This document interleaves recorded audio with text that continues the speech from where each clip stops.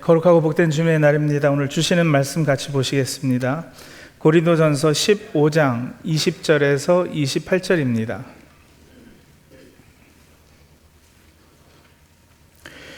우리 고린도전서 15장 부활장 강의 계속 이어가고 있는데요.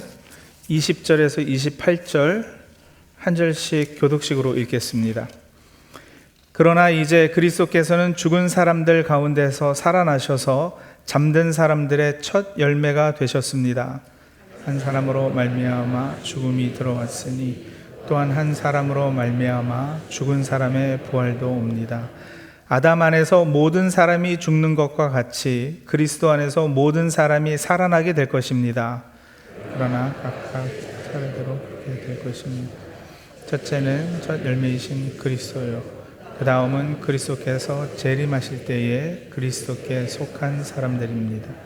그때가 마지막입니다. 그때에 그리스도께서 모든 통치와 모든 권위와 모든 권력을 패하시고 그 나라를 하나님 아버지께 넘겨드리실 것입니다. 하나님께서 모든 원수를 그리스도의 발 아래에 두실 때까지 그리스도께서 다스리셔야 합니다. 맨 마지막으로 멸망받을 원수는 죽음입니다. 성경에 이르기를 하나님께서 모든 것을 그의 발 아래에 굴복시키셨다 하였습니다. 모든 것을 굴복시켰다고 말할 때에는 모든 것을 그에게 굴복시키신 분은 그 가운데 들어있지 않은 것이 명백합니다. 같이 읽겠습니다. 그러나 모든 것이 하나님께 굴복당할 그때에는 아들까지도 모든 것을 자기에게 굴복시키신 분에게 굴복하실 것입니다. 그래서 하나님은 만유의 주님이 되실 것입니다. 아멘. 지난주 우리는 고린도전서 15장 12절에서 19절까지 계속해서 바울이 던지는 날카로운 가정들을 함께 들었습니다. 그 가정들은 만약에 그리스도께서 부활하지 않으셨다면에서 출발했습니다. 그 가정, 그 첫 번째 도미노가 무너지면 뒤따라서 모든 것이 다 무너진다고 그랬어요. 우리의 믿음도, 우리의 전파도, 우리의 소망도 다 헛것이고 그리스도 안에서 잠든 사람들도 다 망한 것이고 우리는 세상에서 가장 불쌍한 사람들이 된다 그랬습니다.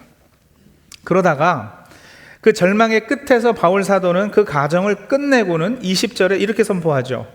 그러나 이제 그리스도께서는 죽은 사람들 가운데서 살아나셔서 잠든 사람들의 열매가 되셨다. 첫 열매가 되셨다. 그러나 이제니까 지금껏 해오던 이야기의 반대 경우를 말하지 않겠습니까? 더 이상 만일, if 이게 아니에요. 그리스도께서 죽은 자 가운데에서 아마 살아나셨을 걸, 그래서 아마도 죽은 자들의 첫 열매가 되셨을 걸이 아닙니다. 바울은 이제 확실한 역사적 사실로의 그리스도의 부활을 첫 도미노 삼아서 그로 인해서 발생하는 연쇄 반응을 말해주는데, 자, 그 부활의 첫 도미노가 넘어지면, 부활의 도미노니까 넘어진다고 그러지 말고 세운다고 그럴까요? 이게 세워지면 그로 인해서 생겨나는 연쇄 반응은 그렇다면 과연 무엇인가? 그건 바로 저와 여러분, 우리 모두의 부활입니다. 바울은 이 부활이 단지 예수님 한 분에게만 일어난 개인적인 기적이라고 말하지 않거든요. 그것은 역사 속에서 실제로 일어난 사건이고 범우주적인 사건입니다.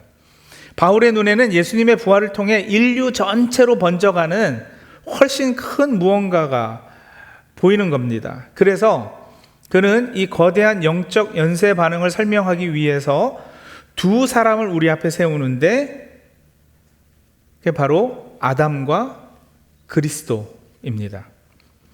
같이 읽었지만 21절, 22절 다시 한번 읽어볼까요? 한 목소리로.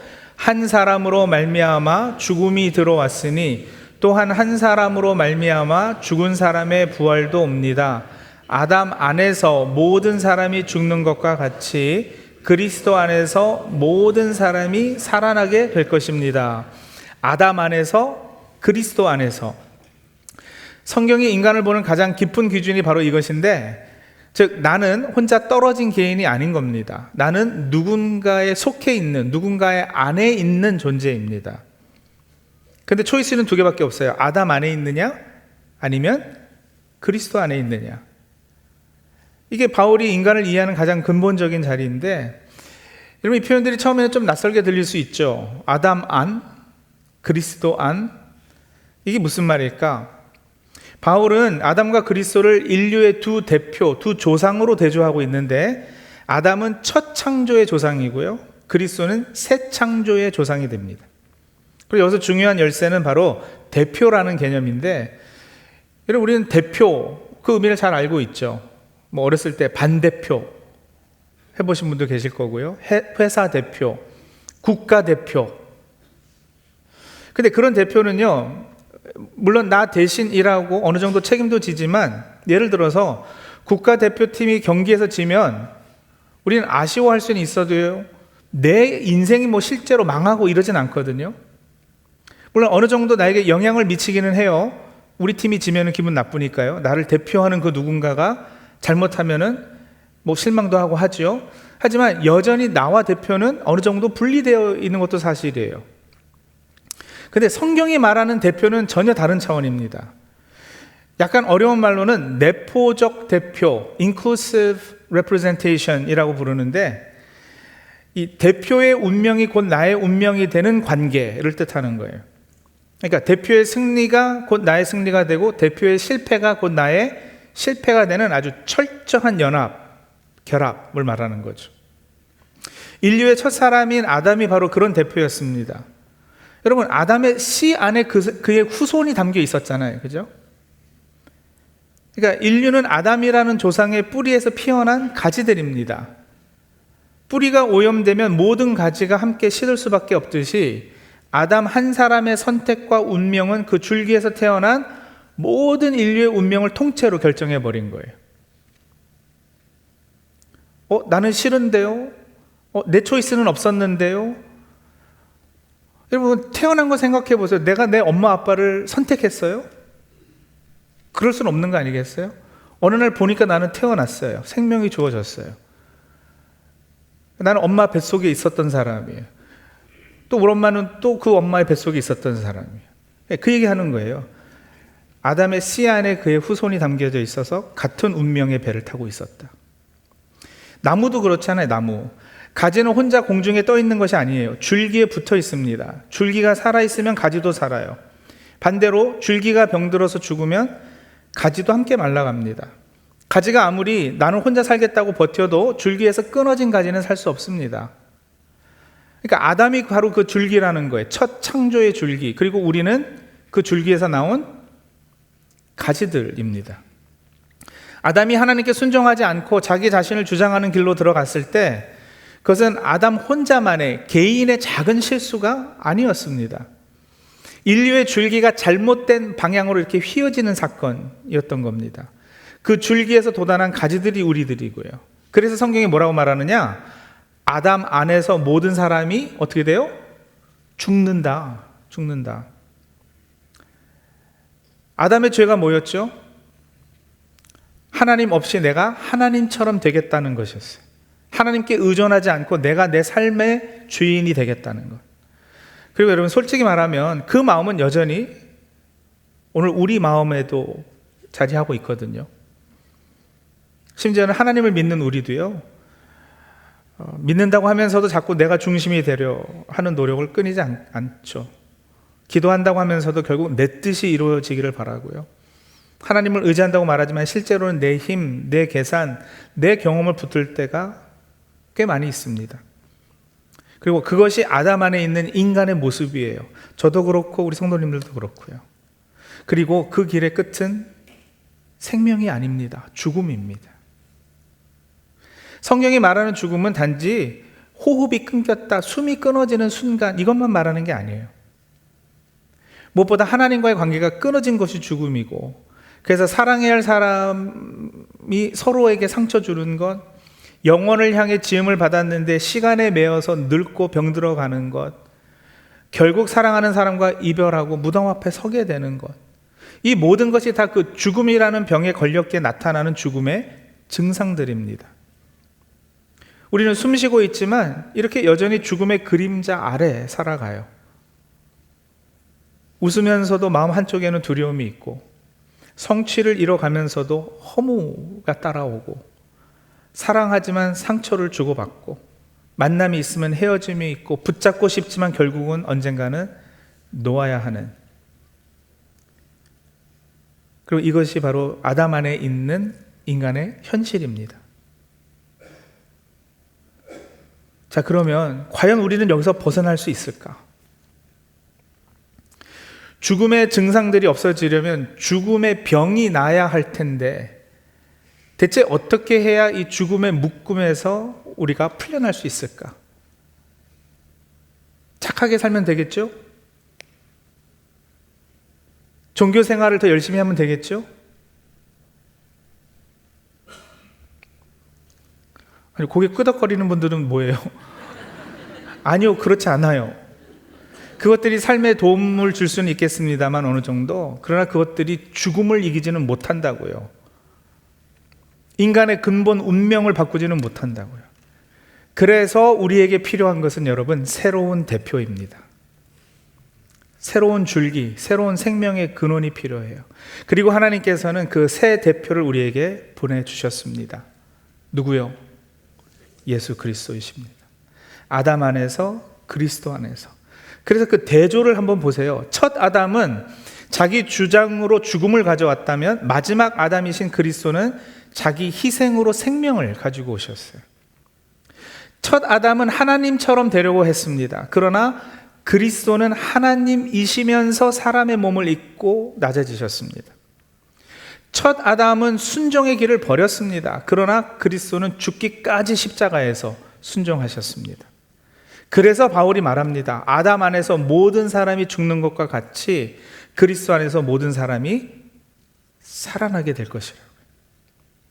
이 말은 물론 모든 사람이 자동으로 구원받는다는 뜻은 아닙니다. 아담 안에서, 그리스도 안에서, 이 말은 아담 안에 있는 사람은 아담의 운명에 참여한다라는 것이고, 그리스도 안에 있는 사람은 그리스도의 운명에 참여한다라는 것인데, 여러분, 우리가 그리스도 안에 참여하는 것, 그래서 그리스도의 운명과 함께하게 되는 것은 어떻게 되느냐? 어떻게 그런 일이 있겠느냐? 하나님께서 은혜로 주시는 믿음으로 됩니다. 그리스도를 믿는다는 것은 예수님에 대해서 호감을 가지고 뭐 조금 좋은 생각을 갖는 정도가 아니에요. 그것은 그리스도 안으로 들어가는 것이에요. 그분과 연합하는 것이에요. 그것의 표징으로 우리가 세례를 받잖아요. 그래서 그리스도와 연합하고 하나가 됐다라고. 그분의 죽음이 나의 죽음이 되고 그분의 부활이 나의 부활이 되는 것이에요. 그때 우리는 더 이상 아담 안에 있는 사람으로 남지 않습니다. 우리는 그리스도 안에 있는 사람이 됩니다. 이게 복음입니다. 복음은 여러분, 그래서 소속의 변화를 말하는 것이기도 해요. 아담 안에서 그리스도 안으로, 죽음의 줄기에서 생명의 줄기로, 옛 창조의 운명에서 새 창조의 운명으로, 이렇게 소속이 바뀌게 되었기에 우리는 예수님을 대표 삼아 예수님의 부활에 참여하는 사람이 다 되는 것이죠. 그렇기 때문에 우리의 부활도 확실한 거예요. 그 표현을 20절에서 그리스도 부활은 첫 열매라 그렇게 얘기를 한 겁니다. 첫 열매.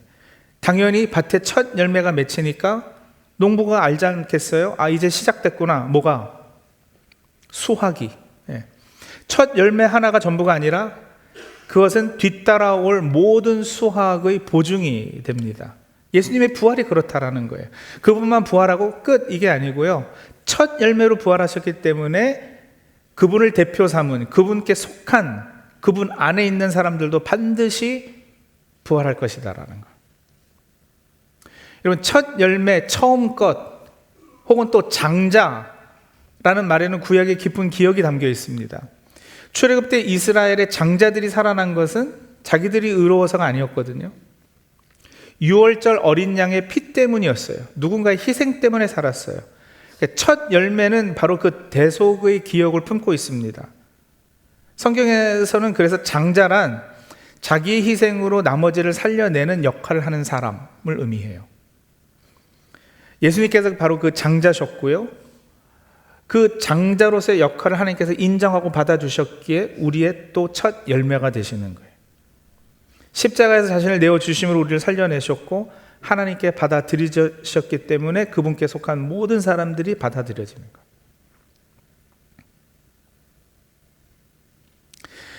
자, 여기까지는 너무 좋아요, 그죠?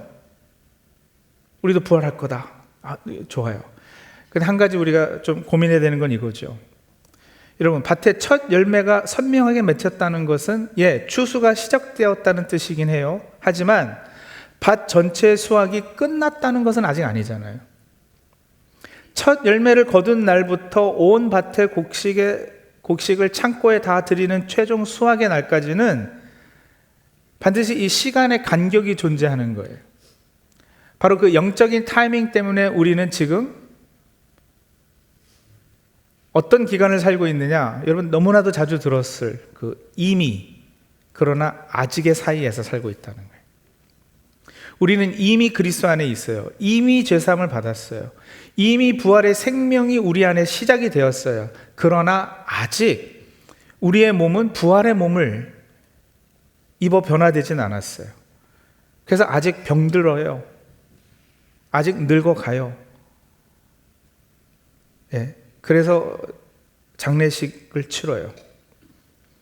신앙생활은 뭐냐? 바로 그 이미의 은혜를 누리며 아직의 현실을 버텨내는 그 사이를 살아가는 것입니다.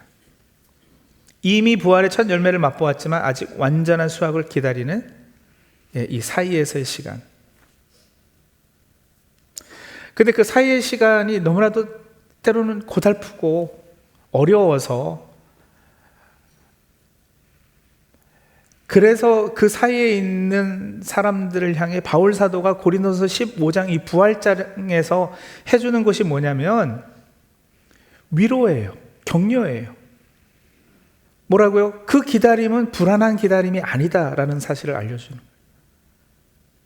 첫 열매가 이미 맺혔다라는 확실한 주장을 선포하고, 그리고 농부가 첫 열매를 보고 수확을 확신하듯이 우리는 부활하신 그리스도를 보고 부활을 확실하면서 현재를 승리하면서 살아내라 이야기를 하시는 거예요. 그러면서 그 이어지는 23절에서 28절 오늘 우리가 읽은 거기서 이 부활이 어디를 향해 가는지 이제 큰 그림을 그려주시는데, 뭐 한 절 한 절 다 설명을 길게 하자면 끝도 없을 것 같아서요. 그냥 짧게 요약을 좀 해드리자면 부활에는 시작과 과정 그리고 목적지가 있는 거예요. 한시적이고 신기한 단발성 사건 정도가 아니고요. 자, 먼저 첫 열매이신 그리스도로 시작이 되고 그 다음에는 주님 오실 때 그리스도께 속한 사람들이 일어나요. 그리고 그리스도께서는 이미 왕으로 좌정하셔서 다스리고 계시고요. 그렇기 때문에 세상이 아무리 강해 보여도, 악이 아무리 기세등등해 보여도 지금 왕은 그리스도셔요. 그리고 마지막 원수인 죽음도 결국 멸망을 받을 것인데, 그게 이제 26절에 하신 말씀이시죠. 맨 마지막으로 멸망받을 원수는 죽음입니다. 죽음은 영원한 왕이 아니에요. 마지막까지 버티겠지만 끝내 무너질 원수예요. 그리고 마지막 28절, 하나님께서는 만유의 주님이 되실 것입니다. 죄와 눈물과 죽음이 더 이상 하나님과 우리 사이를 가로막지 못하는 그때 우리의 구원은 완성될 것입니다. 바울이 왜 이렇게 큰 그림을 말한다고요? 부활의 교리를 체계적으로 신학적으로 정리를 하려고요? 그렇진 않아요. 말씀드린 대로 성도들을 위로하기 위해서요. 도전하기 위해서요. 고린도 교회 성도들이 흔들리고 있었거든요. 무엇을 붙들어야 하는지 혼란스러워했고, 이런저런 잘못된 가르침을 가르치는 거짓 사도들도 있어가지고 영적으로도 굉장히 복잡한 상태 가운데 있었어요. 그래서 바울이 그들에게 또 비슷한 처지에 있는 저와 여러분에게 말하는 거예요. 뭐라고요? 지금 겪는 삶만 보지 말아라. 너의 인생은 아담 안에서 끝나지 않는다. 지금 너희가 당하는 그 시련이, 그 고난이 마지막 말이 아니다. 성도님들, 부활 교리는요, 삶을 위한 교리입니다. 우리가 사실 십자가하고 부활 같이 가야 되는데, 그동안 신앙생활하면서 우리 십자가 얘기는 많이 했는데 부활은 상대적으로 이렇게 조금 등한시된 경우가 없지 않았어요. 근데 십자가와 마찬가지로 여러분, 부활 교리는요, 우리의 삶, 우리의 현재를 되바꿔 놓는 능력이 됩니다. 무엇보다 죽음 앞에서 우리가 무너지지 않아요. 몸이 약해질 때도 절망하지 않게 돼요. 사랑하는 사람을 먼저 떠나보내도 소망 없는 사람처럼 슬퍼하지 않게 돼요. 우리의 수고가 헛되지 않다는 것을 우리는 알기 때문에 충실할 수 있어요, 현재. 우리 모두는 어느 정도 과거를 다 가지고 있잖아요. 후회되는 과거도 있고, 돌이키고 싶은 사건들도 있을 것이고, 받은 상처도 있고, 준 상처도 있고, 잘못된 선택을 한 때도 있었고요. 누군가의 말이 아직도 내 마음에 남아있기도 하고요. 그것들이 다 겹쳐서 오늘의 나를 만들었다고 우리는 그렇게 생각을 해요. 또 동시에 우리는 미래를 걱정하면서 살아요. 내 건강은, 내 자녀들은, 나이가 더 들면 어떻게 될까? 죽음 앞에서는 어떨까? 과거는 우리를 붙잡고 미래는 우리를 불안하게 만드는데, 그러나 부활은 그 둘 사이에 서서 말하는 거죠. 과거가 너를 결정하지 않는다. 미래가 너를 위협하지 않는다. 십자가에서 주님은 우리의 과거를 담당하셨습니다. 아담 안에서 옛 창조는 이제 무너졌습니다.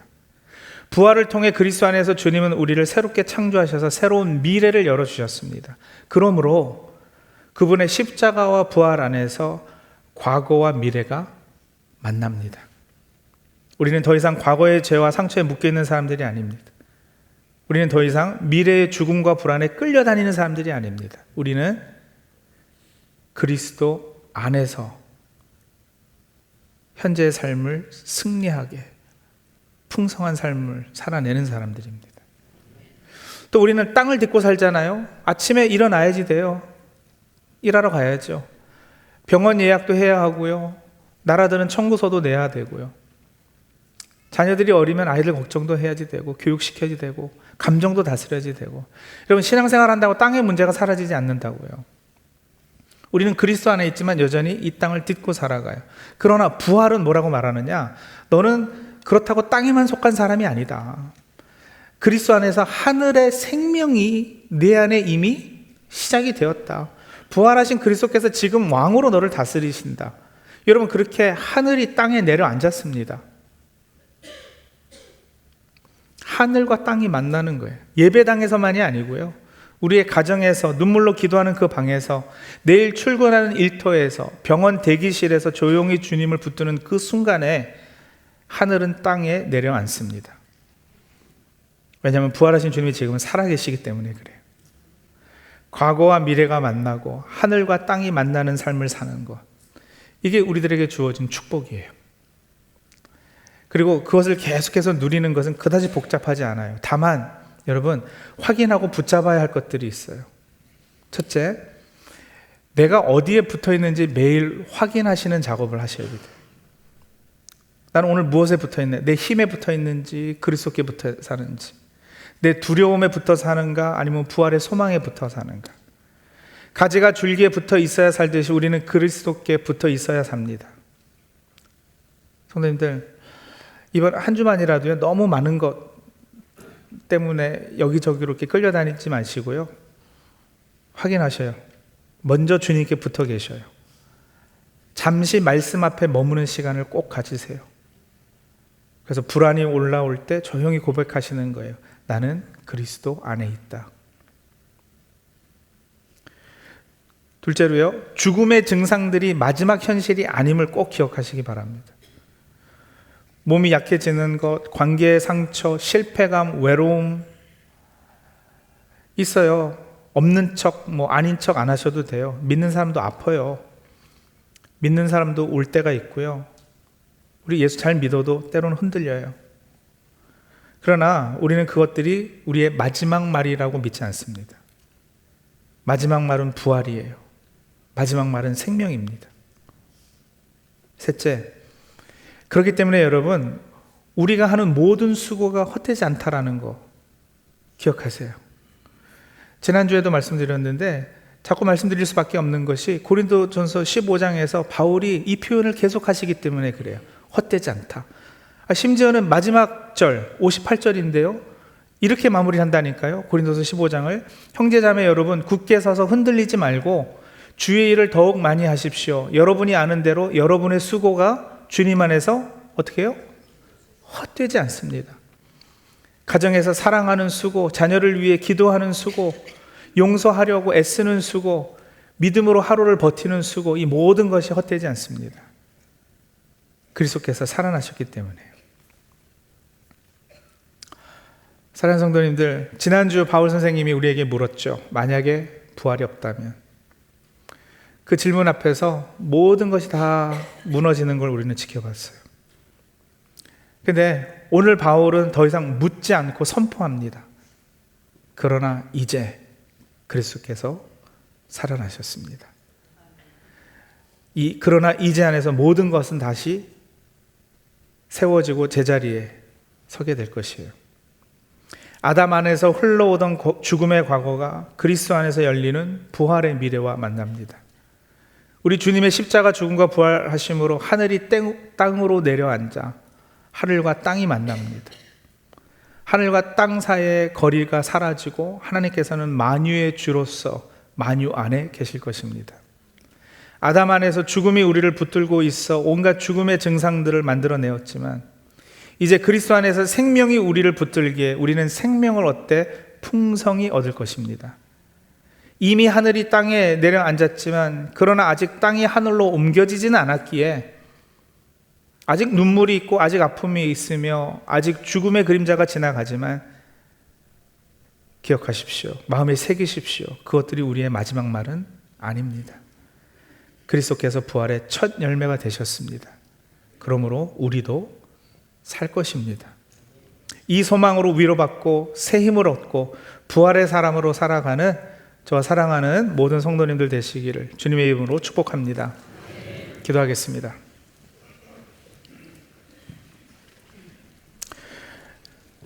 우리 과거에 매달리지 않고 부활의 미래를 바라보게 해달라고 기도하실까요? 우리의 실패와 후회, 상처와 죄책감이 오늘의 믿음을 끌고 가지 않게 해달라고 그렇게 우리 기도하시죠. 주님께서 십자가로 우리의 과거를 담당하셨고 부활로 우리의 미래를 열어주셨음을 믿고 다시 일어나서 소망 가운데 행하게 해달라고 우리 같이 기도하시겠습니다.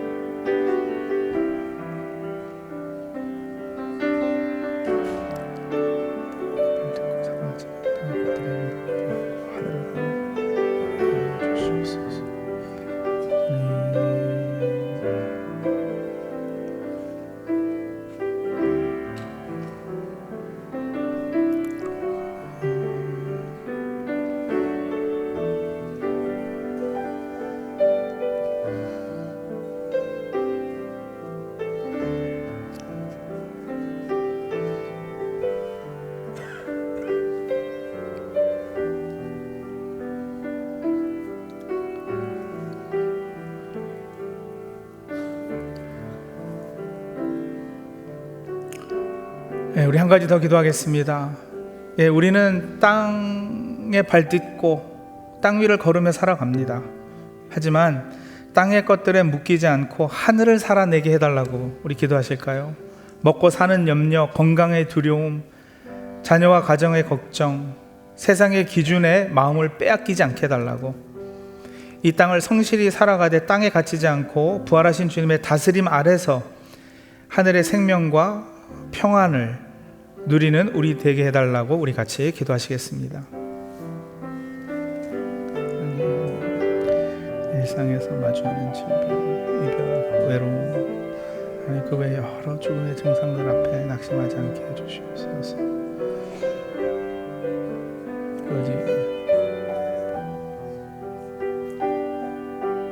우리 존재를 정하여 그것이 마지막에 아님을 선포하게 하시고 믿고 마음에 새기게 하시고 주님 안에서 오늘의 소유를 신실하게 이어가게 하여 주시옵소서. 하나님,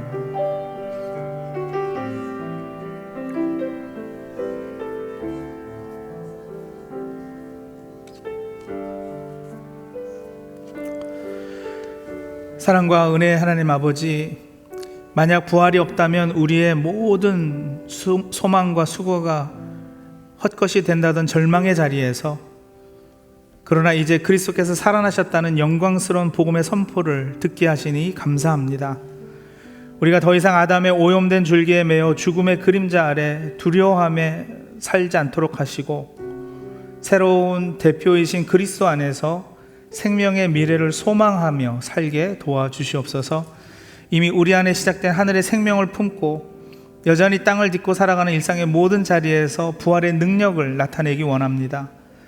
때로 삶의 고생과 아픔이 있고 눈물이 찾아올지라도 그것이 우리의 마지막 말이 아님을 기억하고 주님 안에서 흔들리지 않는 그런 풍성한 삶을 살고 또 이웃과 그 풍성함을 나누는 저희 모두 되게 도와주시옵소서. 예수님의 이름으로 감사하며 기도합니다. 아멘.